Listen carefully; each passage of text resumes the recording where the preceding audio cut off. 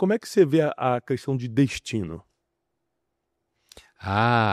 Agora está claro para mim o A pergunta. seu café destino. Café com destino. É. Da onde Café veio? com destino. Você toma um cafezinho com destino de vez em quando? Você Então, conversa com o seu eu do futuro? Então, olha, em sendo uma pessoa como eu, um filósofo que nunca partiu do pressuposto pessoalmente de que exista Deus e que ele predestinou a mim para alguma coisa, ou que existe alguma predestinação, que foi a discussão da predestinação da graça, tá no doutorado, que depois virou meu livro, Homem Suficiente. Como eu nunca parti desse pressuposto, eu sempre tenho uma outra formação muito forte no meu percurso. Eu citei aqui en passant, é a filosofia trágica, quando eu falei do Nietzsche. Então, as tragédias gregas e a Bíblia são as dois grandes matrizes do meu pensamento, como filosofia. Então, os gregos também tinham uma compreensão de destino, né? Muito forte, aliás. Fazia parte, estava inscrito na própria matriz da religião grega.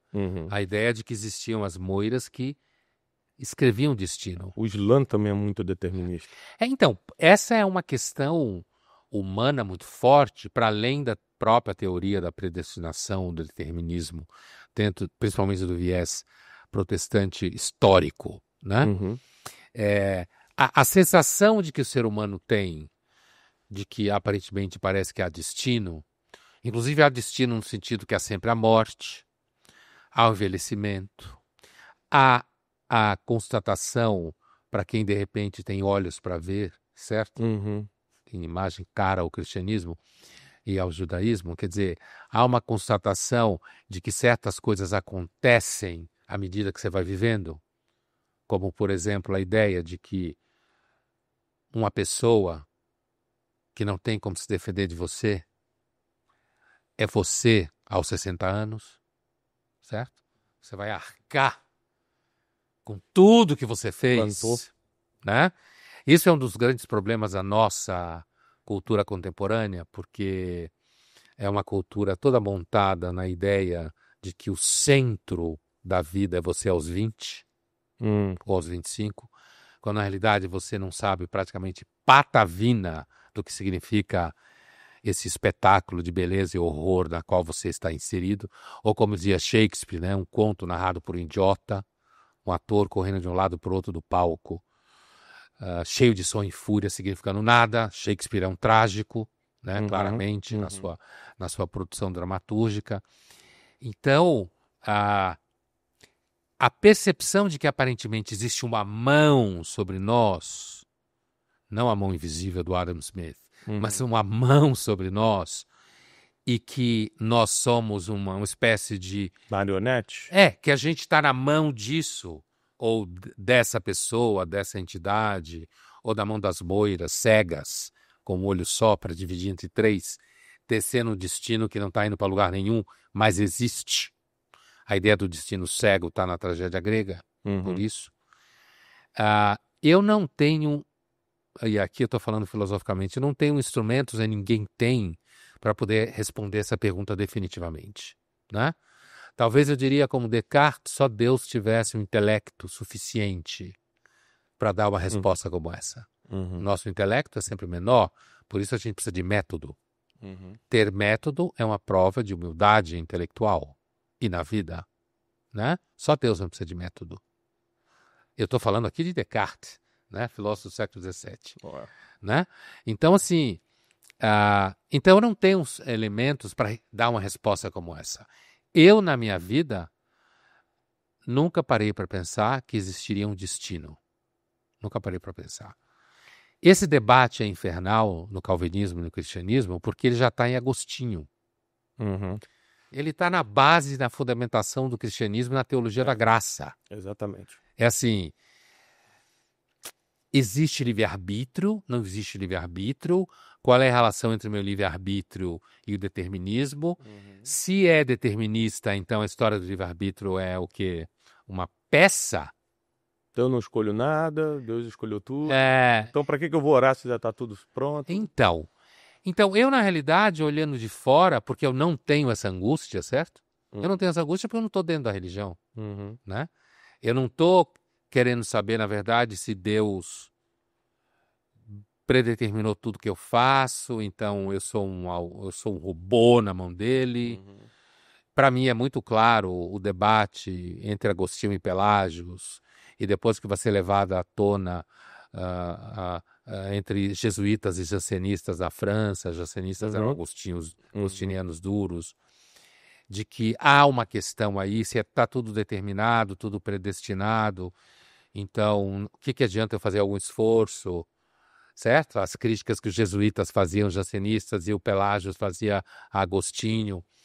Mas, ao mesmo tempo, e aí, nesse sentido, eu sou bastante agostiniano, filosoficamente falando, ao mesmo tempo eu entendo que o debate da predestinação, como ele nasce no Agostinho, é, antes de tudo, um debate acerca do orgulho, que é o principal pecado. Né? O maior de todos. O maior de todos, a matriz de todos os pecados, o mais capital de todos os capitais. Então, assim, é fundamental entender que Deus escolhe alguns para ter a graça e não leva em conta méritos, no sentido de que ele não está. Ele tá dizendo para você, cuidado para você, se você se achar que merece a graça. Cuidado. Se você se aborrecer porque Deus deu a graça para aquele do seu lado e não para você, primeiro é a prova contundente que você não tem a graça. Segundo é a prova contundente que você nunca mereceu. Certo?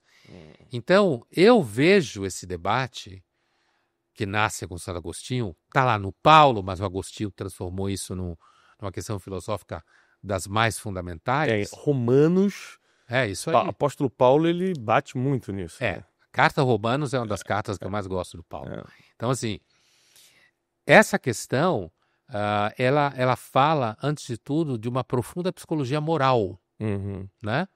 Assim como aparece a figura do Cristo, né? Que é uma tradição no Deus israelita. Deus adora pecador. E isso irrita muita gente, tipo fariseu, que reza na esquina para fazer com que todo mundo saiba que ele está rezando. Mas decora a casa das viúvas, essa é a continuação do versículo. Então, Deus, tradicionalmente, quando Deus vai mandar Josué procurar alguém em Jericó que tinha coração puro, ele manda na casa da prostituta Raab, certo? Então, o Deus Israel e Cristo, nessa tradição direta, que ele está, porque ele está mesmo, né? Nessa tradição direta, é muito claro que há uma espécie de desconfiança profunda de quem se acha do bem, de quem se acha santinho.